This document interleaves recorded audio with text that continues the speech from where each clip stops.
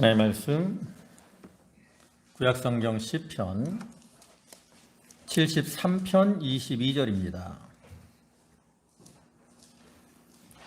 시편 73편 22절 구약성경 페이지로는 855쪽.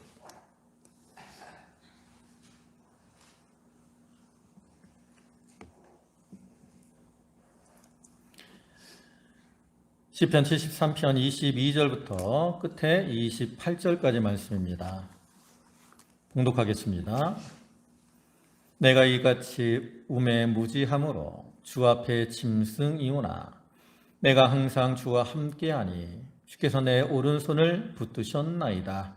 주의 교훈으로 나를 인도하시고 후에는 영광으로 나를 영접하시리니 하늘에서는 주 외에 누가 내게 있으리요 땅에서는 주밖에 내가 사모할 리 없나이다.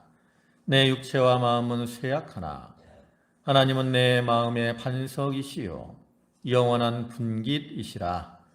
무릇 주를 멀리하는 자는 망하리니 음녀같이 주를 떠난 자를 주께서 다 멸하셨나이다.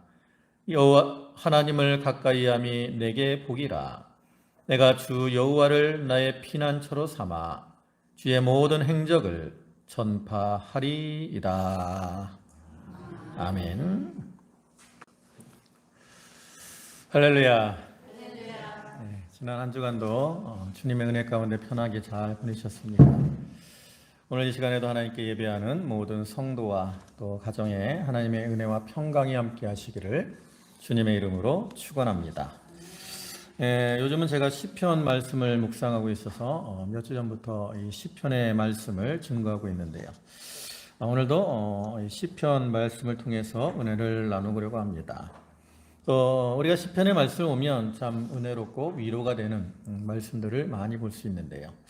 오늘은 시편 73편입니다. 73편 22절부터 28절의 말씀을 보셨는데 그 중에 28절을 보면 하나님을 가까이함이 내게 복이라 이렇게 말씀을 하고 있어요.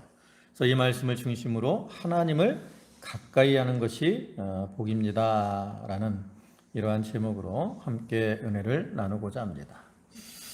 우리가 이제 잘 아는 고사 중에 그 맹모 삼천지교라는 말이 있습니다.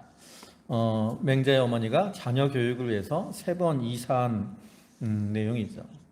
처음에 이사를 할 때 그 묘지 근처로 이사를 했더니 애가 뭘 배워요? 장례 치르는 거 보는. 에이고 이제 가면 언제 오나 이런 것만 배우는 거죠. 그래서 여기서는 안 되겠다 싶어서 이제 또 이사를 했는데 이번에는 시장통으로 이사를 했습니다.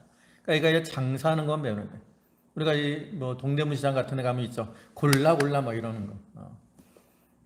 그런 것만 배우는 거죠.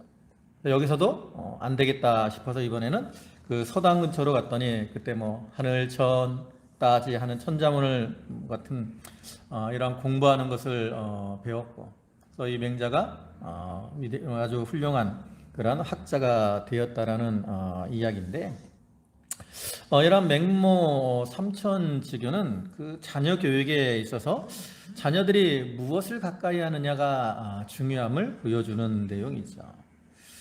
우리의 인생도 마찬가지입니다. 우리의 인생의 어떤 성공과 실패, 행복과 불행, 이것은 무엇을 가까이 하느냐, 또 누구를 가까이 하느냐, 이것이 많은 영향을 미치게 됩니다. 예를 들면 요즘 축구가 많이 유행이니까 축구공을 좋아하는 아이가 있어요.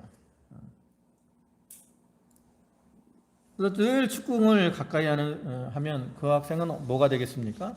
보통은 축구 선수가 될 가능성이 많습니다. 또 뭐 거기에 재능까지 있으면 더 좋고요. 그래서 우리가 뭐 잘 아는 박지성 선수나 뭐 손흥민 선수나 또 외국의 메시 같은 그런 선수들은 어려서부터 이 공을 가까이 하고 훈련을 많이 해서 좋은 선수가 된 거죠. 또 책을 많이 가까이 하는 사람은 뭐 학자가 되거나 또 작가가 되거나 뭐 그럴 수 있습니다. 반면에 좀 나쁜 면으로 보면 이제 술 같은 거를 아주 가까이 하는 사람이 있어요. 술도 가까이 해도 좋은 면도 있습니다. 술을 이렇게 막 취하도록 먹는 게 아니라 술에 관심을 가지고 이런 사람은 소믈리에나 이런 좋은 면으로 발전하기도 하지만 그냥 먹는 것만 좋아하는 사람, 먹고 취하는 거, 그 사람은 뭐 술주정뱅이가 될 가능성이 많이 있죠. 사람도 마찬가지입니다. 어떠한 사람을 가까이 하느냐. 내가 좋은 사람, 공부도 열심히 하고 착하고 진실한 이러한 사람을 가까이 하면 자기도 그러한 사람을 닮아가기가 쉬워요. 근데 반면에 뭐 불량한 깡패나 뭐 욕하고 맨날 술 먹고 주정하고 이런 사람을 가까이 하면 자기도 그러한 사람을 닮아가기가 쉽다라는 거죠. 오늘 본문을 보면 그러한 원리를 보여줍니다. 이 시편 이 73편은 그 앞에 그 표지에 있는 것처럼 아삽이라는 사람의 시입니다. 근데 이 아삽이라는 사람은 그 다윗 왕 때 어떤 찬양대 대장의 일을 했던 사람이에요. 그래서 우리가 시편을 보면 이 아삽의 시가 여러 편 나타납니다. 성전 예배용 찬송을 많이 이렇게 작곡한 그러한 인물인데, 이 아삽이 자기의 삶 속에서 이런저런 경험을 한 끝에 인생의 결론을 말하고 있는 거예요. 오늘 본문이. 그래서 그것이 이제 27절과 28절인데요. 그 27절을 보면 주를 멀리하는 자는 망하리니 그랬고요. 또 28절에서는 하나님을 가까이함이 내게 복이라 그랬어요. 그러니까 이 아삽의 인생의 어떤 결론은 뭡니까? 하나님을 멀리하면 망하고 하나님을 가까이하면 복을 받는다라는 거죠. 그래서 그는 자기 자신이 이제 그러한 인생의 결론을 깨닫고 하나님을 가까이하여 자기의 피난처로 삼고 또 자기를 도우신 하나님의 은혜를 증거하겠다라고 고백을 하고 있는 거죠. 이러한 아삽의 이 고백과 같이 참으로 우리 인생들에게 있어서는 하나님을 가까이 하는 것이 복이고 또 참으로 축복을 받는 그러한 비결이 됩니다. 그래서 우리가 오늘 본문을 통해서 이러한 그 하나님을 가까이 하는 것이 참으로 복된 비결이라는 이러한 사실을 다시 한번 우리가 생각해보고 그 말씀을 마음에 두고 하나님을 가까이 함으로 우리의 삶이 복된 그러한 인생으로 만들어지도록 해야 되겠습니다. 여기서 살펴본 것처럼 이제 아삽이 하나님을 멀리하는 자와 또 가까이 하는 자에 대해서 이렇게 말을 하고 있는데요. 아삽이 이러한 말을 하는 이유는 뭘까? 좀 우리가 쭉 생각을 해보면 아삽 자신이 그 삶 속에서 여러 가지 이유로 인해서 하나님을 좀 멀리한 그러한 때가 있었다라는 거예요. 이 시편 73편 전체를 보면 그 아삽의 어떤 심리적인 갈등이 이렇게 묘사가 되고 있어요. 그래서 그러한 모습들을 쭉 보면 아삽이 일시적으로 하나님에게서 멀어졌구나, 그리고 인해서 심령이 곤고하게 되었구나라는 사실을 발견할 수가 있다라는 거죠. 사실 하나님께서 우리 인간들을 창조할 때 우리가 하나님을 가까이 할 수 있도록 창조를 하셨습니다. 우리가 그 창조의 사역을 보면 하나님이 사람을 창조하실 때 어떻게 창조하셨다고 나옵니까? 우리가 잘 아는 것처럼 창세기 1장 26절을 보면 우리의 형상을 따라 우리의 모양대로 우리가 사람을 만들고 그랬어요. 그러니까 인간은 누구를 닮게 만들어졌다라는 거예요? 하나님을 닮게 만들어졌다라는 거죠. 우리가 하나님의 형상대로 창조됐다라는 것은 하나님을 닮게 만들어졌다라는 것이고요.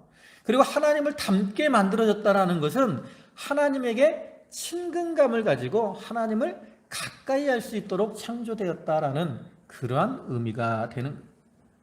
우리가 세상에서도 자녀들이 태어나면 이제 자녀들을 보게 되는데 누구를 닮았나 궁금해하잖아요. 자녀들이 이제 보통 가까운 친족들을 닮습니다. 할아버지나 할머니를 닮고 또 외탁을 하는 경우도 있죠. 근데 대부분 누구를 닮습니까? 부모를 닮아요. 아버지나 어머니. 더 이렇게 자녀들이 부모를 닮았기 때문에 부모들도 아이에게 좀 더 친근감을 갖게 되죠. 그래서 우리가 누구를 닮았다라는 사실은 그 사람에게 친근감을 갖게 하는 것이고요. 또 우리가 이렇게 친근감을 느낄 때 그 사람에게 보통 일반적으로 가까워지게 된다라는 거예요. 그래서 그와 같이 우리 인간들이 하나님의 형상대로 창조되었다라는 것은 하나님에게 친근감을 가지고 하나님을 가까이 할 수 있음을 의미하는 거예요. 근데 이렇게 하나님께서 우리를 하나님 가까이 하도록 창조하셨는데 인간이 실수를 함으로 어떻게 됐습니까? 하나님에게서 멀어지게 되었어요. 잘 아는 것처럼 아담과 하와가 선악과를 따먹는 그러한 하나님의 말씀을 어기고 선악과를 따먹음으로 인해서 하나님과 멀어지게 되었죠. 그런 모습이 이제 선악과를 따먹은 이후에 그들이 하나님이 그들을 부르실 때 그 동산 나무 그늘 사이로 숨어 들어간 그러한 모습을 통해서 알 수 있습니다. 여러분, 그 전의 모습을 한번 생각을 해보세요. 아담과 하와가 창조된 이후에 에덴 동산을 살면서 하나님이 이제 아담과 하와를 부르셨다라는 거죠. 아담아, 하와야. 그때 부르실 때 아담과 하와의 모습이 어떻겠느냐. 마치 어린아이들이 이 놀이터에서 소꿉장난을 하다가 이제 부모가 오면서 누구야? 저희 이름을 만약에 준호야 라고 부르면 아이들이 어떻게 해요? 엄마 하고 막 반가운 마음으로 달려가잖아요. 그런 모습으로 아담과 하와도 하나님을 맞았을 거라는 거죠. 그런데 범죄한 이유는 어떻게 됐습니까? 선악과를 따먹은 이후에는 그전 같으면 하나님 부르실 때 반가운 모습으로 달려갔다면 이제는 하나님 부르시는 게 두려운 거예요. 자기들의 그 모습을 보니까 너무나도 부끄러워요. 그래서 하나님 부르시니까 그 음성을 거절하고 동산 그 나무 그늘 사이에 숨었다라는 거죠. 마치 집에서 있던 아이들이 말썽을 피워서 부모가 이제 오니까 두려워서 숨는 것과 같은 그런 모습이죠. 우리가 오늘날에도 죄를 범하면 하나님을 가까이 할 수가 없습니다. 근데 우리가 굳이 큰 죄를 범하지 않더라도 하나님에게서 멀어지게 되는 그러한 경우들이 있습니다. 오늘 본문에도 보면 이 아삽이라는 이 시인이 그 여러 가지 이유로 자기가 하나님에게서 멀어진 그러한 것을 깨달았어요. 그런 모습을 이제 본문에서 보여줍니다. 그러한 모습처럼 우리도 여러 가지 이유로 하나님에게서 멀어지게 된다라는 거죠. 그러면 여기서 아삽이 이제 하나님에게서 멀어진 이유가 뭐냐? 뭐 간단하게 보면 첫째로는 악인이 잘 되는 걸 보고 시험에 들어서 하나님에게서 멀어졌습니다. 앞에 2절과 3절입니다. 나는 거의 넘어질 뻔하였고 나의 걸음이 미끄러질 뻔하였으니 이는 내가 악인의 형통함을 보고 오만한 자를 질투하였음이로다. 여기 보면 아삽이 내가 넘어질 뻔하고 내 걸음이 미끄러질 뻔했다라는 것은 하나님에게서 멀어진 것을 보여주는 거예요. 근데 왜 그랬어요? 악인의 형통함을 보고 그들을 질투해서 이렇게 멀어졌다라는 거죠. 이러한 그 의문, 이러한 시험, 이것이 성도들에게 들어오는 경우가 많이 있습니다. 여러분들도 가끔 그런 생각하지 않습니까? 나는 예수를 나름대로 열심히 믿고 내 교회에서 봉사도 열심히 하고 잘하는데 왜 이렇게 어려움을 당할까? 반대로 저 사람은 저렇게 교회도 안 다니고 맨날 나쁜 짓 하는데 왜 저렇게 잘 먹고 잘 살까? 이 본문에 이 아삽도 그러한 의문이 있었어요. 그래서 이제 그 앞에 1절부터 쭉 내용을 보면 그러한 모습들이 나옵니다. 이 아삽이라는 사람이 살던 시대가 어떤 시대, 누구 시대입니까? 아까도 얘기했지만 다윗 왕 때입니다. 그래서 다윗 왕은 나름대로 통치를 잘한 그러한 왕이죠. 하나님이 세우신 왕이고. 그러니까 아삽이 생각할 때는 이 이스라엘 나라가 하나님이 세우신 나라고 또 하나님이 세우신 종이 다스리는 나라인데 이 나라에 왜 이렇게 불의한 자들이 형통하고 잘되고 의로운 사람은 고통을 당하는 것일까? 그러한 의문이 들어왔고 그로 인해 마음에 시험이 들어와서 하나님에게서 멀어지고 말았다라는 거죠. 오늘날 이 세상에서도 의인들이 고난을 당하고 악인들이 형통한 그런 모습들을 많이 봅니다. 대표적으로 이제 예를 들면 옛날 일제 시대 때 친일파와 그 독립운동 후손자들, 친일파의 후손들과 독립운동을 했던 후손들 보면 대부분 지금 누가 잘 먹고 잘 살아요? 친일파의 후손들이 잘 먹고 잘 사는 경우가 많습니다. 왜 그래요? 그 사람들은 일제시대에 친일을 하면서 재산을 많이 모았어요. 그리고 이제 우리나라가 독립한 이후에도 자기가 모아놓은 재산을 가지고 자녀 교육들을 잘 시켰다라는 거죠. 그러니까 자녀들이 교육을 잘 받아가지고 사회 진출에서도 높은 자리에 올라가는 거예요. 근데 반면에 독립운동을 했던 사람들은 그 나라를 위해 독립을 위해서 자기의 재산을 다 희생했습니다. 막상 독립을 했는데 가지고 있는 게 없어요. 자녀들을 제대로 교육시키지 못해. 그러니까 많은 어려움을 당한다라는 거죠. 뭐 그 외에도 우리가 이 세상을 보면 이런 부조리한 일들이 많이 일어나는 것을 볼 수가 있는데 우리가 그러한 것들에 대해서 너무나 마음을 두면 그로 인해서 낙심이 되고 시험에 들고 그로 인해서 하나님에게서 멀어지게 된다라는 거죠. 그다음 또 한 가지 아삽이 하나님에게서 멀어지게 된 이유는 자기에게 있는 십자가를 힘들어했기 때문입니다. 앞에 13절입니다. 내가 내 마음을 깨끗하게 하며 내 손을 씻어 무죄하다 한 것이 실로 헛되도다. 나는 종일 재난을 당하며 아침마다 징벌을 받았도다. 여기 보면 시인은 나름대로 마음을 정결하게 하고요. 손을 깨끗이 씻었다라는 것은 행동을 깨끗하게 한 걸 가리키죠. 마음도 깨끗하고 손도 행위도 깨끗하고 나름대로 하나님을 잘 섬기는데 무엇을 당해요? 재난을 당하고 징벌을 받는다라는 거죠. 십자가가 다가온 거예요. 그로 인해서 그 마음이 낙심되고 하나님에게서 멀어졌다라는 거죠.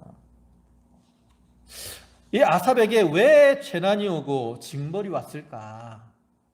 뭐 그 이유는 우리가 알 수 없습니다. 또 어떠한 재난을 당하고 어떠한 징벌을 당했는지도 우리가 알 수 없어요.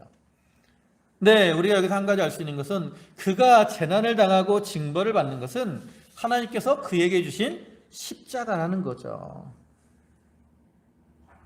근데 하나님이 십자가를 우리에게 주실 때 그 십자가를 주신 목적이 무엇냐? 하나님은 우리가 그 십자가를 지고 낙심하고 쓰러지라고 십자가를 주시는 것이 아니라는 거죠. 근데 이 시인은 그러한 하나님의 뜻을 온전히 깨닫지 못한 것 같아요. 그렇기 때문에 그는 자기에게 닥쳐온 이 재난과 징벌로 인해서 낙심이 되고 그러면서 일시적으로 하나님에게서 멀어졌다라는 거죠. 하나님은 어느 시대나 하나님의 이 백성들에게 십자가를 주시고 우리가 그 십자가를 잘 지고 주님을 따라오기를 원하십니다. 예수님께서도 마태복음 16장 24절에서 누구든지 나를 따라오려거든 자기를 부인하고 자기 십자가를 지고 나를 따라오라 이렇게 말씀하셨어요. 그런데 많은 신자들은 이 자기의 십자가를 힘들어하고 그 십자가로 인해서 낙심이 되고 하나님에게서 멀어지는 경우가 많습니다. 여러분, 우리는 하나님이 우리에게 주신 십자가를 주신 그 이유와 목적 이걸 분명히 알아야 돼요. 하나님 우리를 그 십자가로 괴롭게 하시기 위해서 주신 것이 아니고 십자가를 통해서 우리를 연단하시고 온전하게 만드셔서 마침내 복 주시고 영광을 얻도록 하시기 위해서 십자가를 주신 건데 우리가 그것을 깨닫지 못할 때가 많다라는 거죠. 여러분, 예수님도 자기의 십자가를 지고 가셨습니다. 근데 예수님이 십자가를 지실 때 뭐라 그랬어요? 요한복음 12장 보면 인자가 영광을 얻을 때가 왔도다 그랬다. 예수님이 이와 같이 자기의 십자가를 영광으로 생각을 했어요. 현재 자기 앞에 있는 십자가 그거보다 그 뒤에 있는 영광을 바라보셨기 때문에 십자가를 영광이라고 말씀을 하신 거죠. 우리가 오후 예배 시간에 로마서 말씀을 배우는데 그 로마서 말씀에 뭐라 그래요? 우리가 그리스도와 함께 영광을 얻기 위해서 이 세상에서 고난도 받을 것이니라. 영광을 위해서 하나님은 고난의 십자가를 우리에게 주신다라는 거죠. 그래서 우리는 내 앞에 십자가가 닥쳐올 때 그 십자가를 바라보지 말고 그 뒤에 있는 영광을 바라봐야 됩니다. 그렇지 못하면 우리도 이 십자가로 인해서 하나님에게서 멀어지게 되기가 쉽다라는 거죠. 그럼 여기서 이제 아삽이 그 악인의 형통함과 또 십자가로 인해서 하나님에게서 멀어졌는데 그는 다시금 하나님과 가까이 하는 것이 복임을 깨닫고 하나님을 가까이 하게 되었습니다. 그래서 우리도 이 시인과 같이 이제 하나님을 가까이 해야 되는데 그러면 하나님에게서 멀다라는 이러한 의미와 하나님에게 가까이 간다라는 이 말의 의미는 뭐예요? 제가 옛날에 그 광고 중에 치약 광고를 본 기억이 있는데 거기 보면 이런 말이 있습니다. 인간 사이의 거리 중에 3m는 격식을 차리는 거리고요. 1m는 일상 대화의 거리고 그다음에 46cm는 숨결이 닿는 거리다라는 이러한 이제 그 광고 어떤 이 멘트가 있었어요. 그래서 이러한 인간의 거리에도 그만한 의미가 있다라는 거죠. 그리고 우리가 이제 하나님을 가까이 해야 되는데 하나님을 가까이 한다. 이 의미가 뭘까? 여러분 하나님은 어디에 계시죠? 예? 하나님 어디 계세요? 성경을 뭐라고 합니까? 하나님은 천지에 충만하다. 예레미야 23장 24절 끝에 보면 여호와가 말하노라 나는 천지에 충만하지 아니하냐 그래서 여러분 하나님이 천지에 충만하다라는 말은 어디에나 계시다라는 의미고요. 이걸 신학 용어로는 이제 편재라 그래요. 편재. 하나님의 편재성. 그래서 우리가 다른 말로 무소부재라고도 합니다. 없는 곳이 없다. 그러니까 하나님 어디나 계셔요? 지금 내 옆에도 계십니다. 그러니까 내 옆에 계시다는 거 하나님 멀다는 거에 가깝다라는 거예요. 가깝다라는 거죠. 근데 이렇게 하나님 가까이 계신데 우리가 하나님을 가까이 한다라는 의미가 뭡니까? 그래서 우리가 어떤 거리적인 이 공간적인 거리보다 심적이고 영적인 거리가 가까워져야 되는 걸 의미합니다. 우리는 보통 가까워져야 된다라고 하면 공간적인 거리만을 생각하기 쉽습니다. 근데 이 거리에는 이 공간적인 거리도 있지만 어떤 심리적 거리도 있고요, 영적인 거리도 있습니다.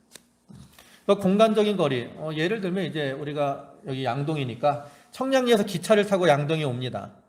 그럼 기차는 보통 두 자리씩 붙어 있잖아요. 두 자리. 그럼 내가 표를 사서 딱 혼자 탔어요. 옆에 누군가 탔어. 아는 사람일까요? 모르는 사람일까요? 모르는 사람일 가능성이 많습니다. 그럼 그 사람하고 뭐 친밀하게 대화를 나눕니까? 아니죠. 그냥 요즘은 각자 자기 핸드폰 보고 그러고 옵니다. 그러면 이 사람하고 나는 거리는 가까워요. 공간적으로는 바로 옆자리니까 가까운데 심리적으로는 아주 먼 상태죠. 반면에 이제 우리가 또 뭐 전화 통화를 하거나 화상 통화를 할 때 여기 장로님, 권사님 자녀분들이 캐나다에 계시잖아요. 그죠? 그럼 이제 자녀들하고 요즘도 통화 자주 하세요? 어릴 때는 그 애들 어릴 때 자주 하신다 그러던데 카톡으로 해서 영상 통화 하신다 그러던데. 근데 통화를 하면 거리는 얼마나 멉니까? 카나다에서 여기까지니까 공간적인 거리는 아주 멉니다. 그죠? 근데 심리적으로는 아주 그 통화를 하는 그 순간 아주 가까운 그러한 거리에 있는 거죠. 그래서 우리가 하나님과 가까워진다라는 것도 그 우리의 어떤 심리적 또 영적인 거리가 가까워져야 되는 것을 의미하는 것이고요. 우리가 그런 하나님을 바라보고 그다음에 하나님과 어떤 하나님께 나아가는 이러한 생활을 해야 될 것을 가르쳐요. 여러분 두 사람이 있어요. 두 사람이 딱 있는데 서로 이렇게 얼굴을 마주보고 있으면 이 두 사람 사이는 아주 가깝습니다. 그죠? 만약에 두 사람이 이렇게 등을 돌렸어요. 손이 안 돌아가네. 등이 돌렸다고. 그럼 이 사람이 둘이 이제 반대쪽을 바라봐요. 그럼 두 사람 사이의 어떤 시각적인 거리는 얼마나 될까? 얼마나 돼요? 지구만큼 먼 겁니다. 지구만큼. 등을 돌리면 지구만큼 먼 거예요. 그래서 부부가 이렇게 뭐 서로 사랑해서 결혼했다가 아주 좋을 때는 아주 가까운데 등을 돌리면 그때부터는 아주 먼. 그래서 그 유행가에도 님이라는 글자에 저만 하면 지금은 뭐가 돼요? 남이 되는 거예요. 남. 하나님과의 거리도 마찬가지입니다. 우리가 무엇을 바라보느냐? 우리가 세상을 바라보면 하나님에게서 멀어지는데 그 거리가 아주 멀어집니다.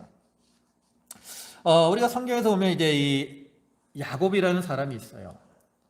야곱이 이제 형 에서를 속이고 형 에서가 죽이려고 하니까 이제 아버지 집을 떠나서 외삼촌이 있는 하란으로 가게 되죠. 그러다 가다가 이제 베델에서 돌을 베게 하고 잠이 들게 되는데 그 꿈속에서 이제 하나님의 사자를 만나고 하나님의 음성을 듣습니다. 그러고 나서 이제 이 야곱이 고백하는 말이 뭐죠? 창세기 28장 16절을 오면 여기 이렇게 고백을 합니다. 뭐라고 하죠? 저희 파란색만 한번 읽어볼까요? 시작. 여호와께서 과연 여기 계시거늘 내가 알지 못하였도다. 여호와께서 어디 계셔요? 여기가 어디예요? 내 곁에 계시다라는 의미예요. 야곱은 그 전에 하나님은 누구와 함께 하시는 하나님으로 알았냐면 자기 아버지와 함께 하는 하나님으로 알았어요. 그러니까 그때 이제 부엘세바 쪽에 있었으니까 하나님도 아버지와 함께 부엘세바에 있는 줄 알았어요. 근데 지금 보니까 누구와 함께 한다는 걸 깨달은 거예요. 내 곁에 계시구나. 하나님을 발견하면 하나님이 가까워지는 거예요. 반면에 하나님을 발견하지 못하면 하나님이 멀어집니다. 누가복음 24장에 보면 엠마오로 가는 두 제자가 나옵니다. 예수님이 부활하셨고 부활의 소식을 들었지만 그들이 예루살렘에 있지 못하고 이제 엠마오로 내려가죠. 그때 예수님께서 이제 그들을 찾아와셔서 그들과 동행하십니다. 근데 그들은 예수님을 알아봤습니까? 알아보지 못했어요. 누가복음 24장 15절과 16절 보면 그렇게 말씀하죠. 예수께서 가까이 이르러 그들과 동행하시나 그들의 눈이 가리워져서 그인 줄 알아보지 못하거늘. 비록 주님이 그들 곁에 와 계시지만 그들은 주님인 줄 알아보지 못해요. 왜요? 그들의 눈이 가리워졌고 다른 것을 바라보고 있기 때문에. 오늘날에도 우리가 주님과 가까워진다라는 그러한 의미는 바로 주님을 바라보는 겁니다. 주님을 바라보고 주님과 동행하는 거예요. 우리가 주님을 가까이 하려고 힘을 쓸 때 주님과 가까워지게 되죠. 야고보 4장 8절에 오면 하나님을 가까이 하라. 그리하면 너희를 가까이 하시리라. 여러분, 우리가 거울을 보고 한 걸음을 가면 얼만큼 가까워져요? 한 걸음이 가까워지는 겁니까? 아니에요. 두 걸음이 가까워지는 거예요. 왜? 거울 속에 있는 나도 다가오기 때문에. 우리가 하나님을 가까이 하면 하나님은 우리보다 더 빨리 우리에게로 나오셔요. 탕자가 돌아올 때 죄를 짓고 아버지를 떠났다가 이제 타국에서 쫄딱 망해갖고 나중에 돌아오잖아요. 자기 죄를 회개하고 돌아올 때 탕자가 막 신나서 돌아왔겠습니까? 기운도 없이 축 처져가지고 그냥 터덜터덜 돌아왔을 거라고. 근데 그러한 탕자를 보고 아버지는 어떻게 해요? 달려가서 그를 안고 맞아줬다 그랬어요. 우리가 터덜터덜 하나님께 돌아가더라도 하나님은 달려와서 우리를 맞아주신다고. 그래서 우리가 심령이 하나님을 향하고 우리의 눈이 하나님을 향하고 하나님께 우리의 마음을 기울여서 나아가야 돼요. 그럴 때 우리가 하나님을 가까이 할 수 있는데, 그러면 이제 우리가 하나님을 가까이 하는 방법은 뭐냐? 여러분들 잘 아실 건데 구체적으로 이제 몇 가지만 살펴보면, 첫째로는 우리가 회개를 통해서 하나님과 가까워지게 됩니다. 이 야고보서 4장 8절에서도 그러죠. 죄인들아 손을 깨끗이 하라. 두 마음을 품은 자들아 마음을 성결하게 하라. 하나님을 가까이 하라면서 그 뒤에 뭐라 그래요? 손을 깨끗하게 하라. 마음을 성결하게 하라. 회개하고 자기를 깨끗하게 해야 된다는 거죠. 아까도 얘기했지만 우리가 하나님에게서 왜 멀어졌습니까? 죄 때문에 하나님에게서 멀어졌어요. 이사야 59장에서도 죄악이 너희와 너희 하나님 사이를 갈라놓았다라고 말합니다. 우리가 죄로 인해서 하나님에게서 멀어졌기 때문에 우리가 다시금 하나님께 가까이 나가려면 어떻게 해야 돼요? 죄를 찾아서 회개하고 자기를 깨끗하게 만들어 나가야 된다는 거죠. 그래서 우리가 회개함으로 하나님께 나아가면 하나님은 우리와 가까이 해주십니다. 우리를 불쌍히 여기시고 가까이 해주셔요. 시편 34편 18절에 여호와는 마음이 상한 자를 가까이 하시고 그랬어요. 또 중심으로 통회하는 자를 구원하시는도다.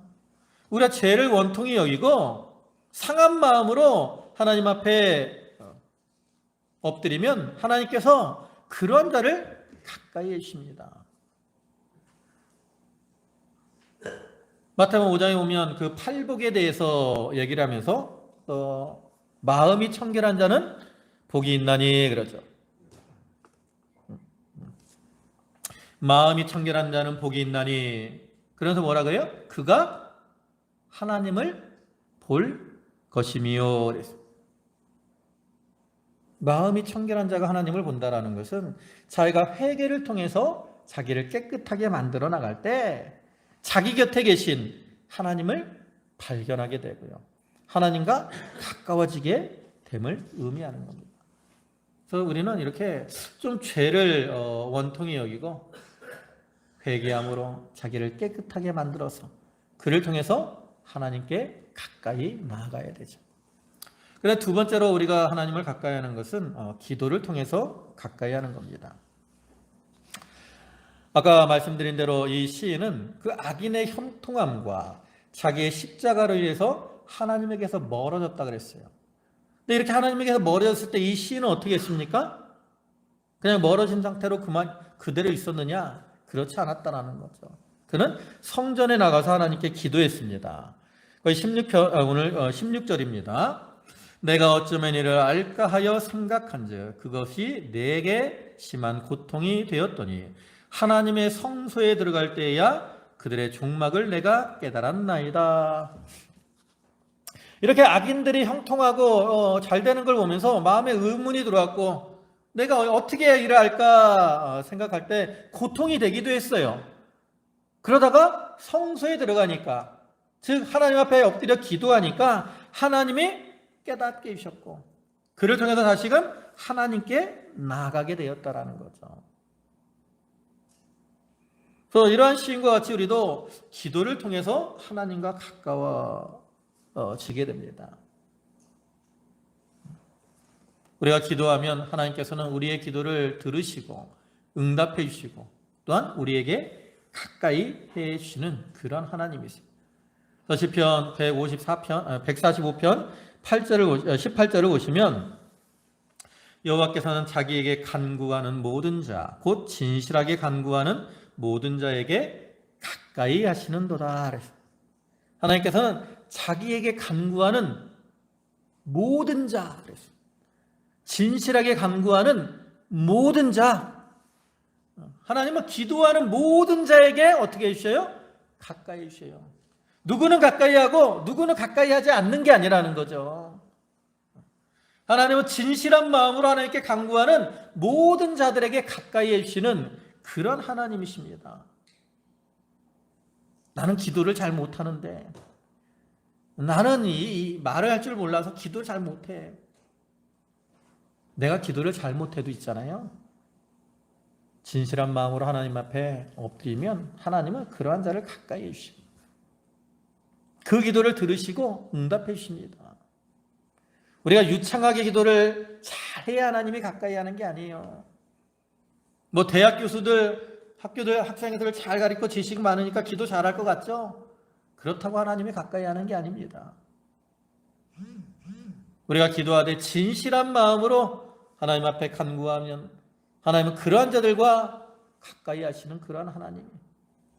우리는 이러한 기도를 통해서 하나님께 가까이 나아가야 되고요. 근데 마지막으로 우리가 어떻게 또 하나님을 가까이 하느냐? 고난을 통해서 우리가 하나님을 가까이 하게 됩니다. 보통은 우리가 고난을 당하면 하나님이 내게서 멀어진 것이라고 생각을 하기가 쉽습니다. 그러나 그 반대라는 거죠. 오히려 우리는 고난을 당할 때 하나님과 가까워지는 겁니다. 스데반 집사가 돌에 맞아 죽을 때 뭐라 그랬어요? 인자가 하나님 우편에 서신 것을 보노라 그랬다고. 서신 것을. 보통은 예수님이 하나님 우편에 우리가 앉아 계신다라고 말을 해요. 앉아 계셔. 근데 이 스데반 집사가 돌에 맞을 때는 예수님이 하나님 우편에 어떻게 하셨어요? 쓰셨어요. 왜? 도와주려고. 스데반을 도와주려고 일어나신 거라고. 그 말은 그만큼 주님이 가까워졌다라는 것을 의미하는 거예요. 우리가 수요예배 때 아가서 말씀을 배우잖아요. 그때 솔로몬 왕이 이 술람 여자를 부를 때 뭐라고 합니까? 나의 사랑, 나의 어여쁜 자야, 일어나서 함께 가자라고 부릅니다. 그런데 그 뒤에 나오는 말씀이 있죠. 어디로 불러요? 아마나와 스닐과 헤르몬산 꼭대기에서 또 사자굴과 표범산에서 내려다보아라, 내려오너라 이렇게 말씀한다. 그러니까 어디로 부르는 거예요? 아마나, 스닐, 헤르몬산으로, 사자굴, 표범산이 있는 곳으로 부르는 거예요. 왜 이렇게 힘들고 괴로운 곳으로, 위험한 곳으로 부릅니까?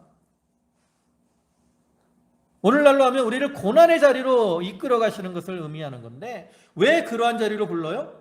더 가까이 하려고. 위험하니까. 위험하지 않을 때는 애들이 부모를 떠나서 막 자기들끼리 논다고. 근데 뭐 사나운 고양이, 뭐 강아지나 이런 개들이 막 짖으면 애들이 어떻게 해요? 부모에게 달려오잖아요. 우리가 위험을 만나면, 성도들이 고난을 만나고 위험을 만나면 하나님을 찾을 수밖에 없어요. 그래서 하나님은 우리가 하나님을 찾아서 하나님께 가까이 가라고 우리에게 고난을 주시는 겁니다. 그래서 우리는 이러한 고난을 통해서 어떻게 돼요? 하나님께서 멀어지면 안 돼요. 오히려 그 고난을 통해서 하나님이 이 고난을 통해서 나를 하나님에게로 부르시는구나. 내가 하나님을 의지하라고 하시는구나. 이것을 깨달아야 돼. 그래야 고난당한 것이 나에게 뭐가 돼요? 유익이 되는 거예요. 그렇지 못하면 아무리 자기가 많은 고난을 당해도 고난 중에 낙심하고 쓰러지고 시험에 들면 그 고난은 그 사람에게 뭐가 돼요? 손해가 되는 거라고. 고난이 나에게 유익이 되려면 그 고난의 목적을 바로 알고 그 고난을 통해서 하나님께 가까이 나아가야 돼.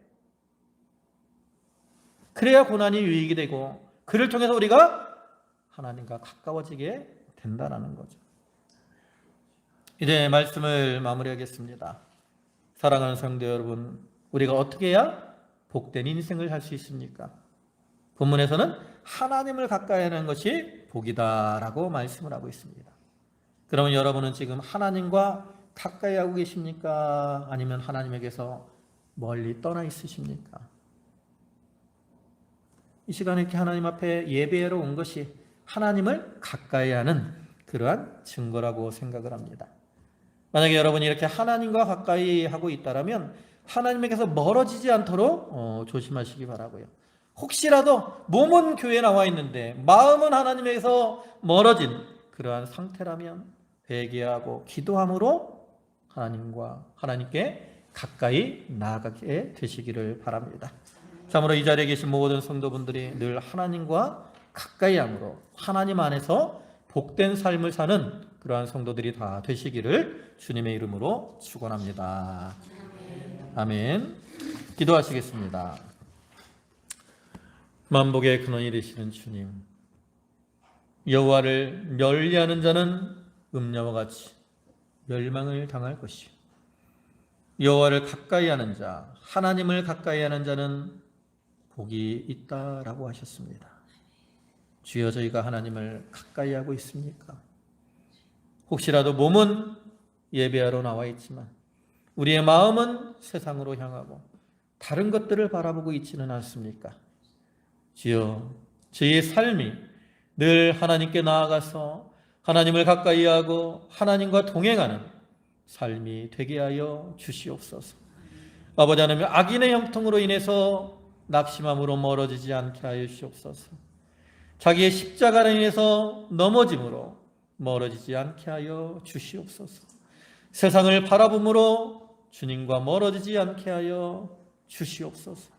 오직 주님만을 바라보고 이제 자기를 살펴서 죄를 회개하고 기도하며 또 고난 중에 하나님을 찾음으로 하나님을 가까이 하고 그를 통해 하나님이 주시는 위로와 복을 누리는 저희의 삶이 되게 하여 주시옵소서. 오늘도 귀한 안식일을 허락하시고 저희를 부르시고 예배케 하심에 감사를 드립니다. 저희 성도들 감사함으로 주님께 예물을 드렸사오니 그 바치는 손길과 심령을 기억하여 주시옵소서. 하늘의 신령한 것과 땅의 기름진 것으로 저들에게 충만케 채워 주옵소서.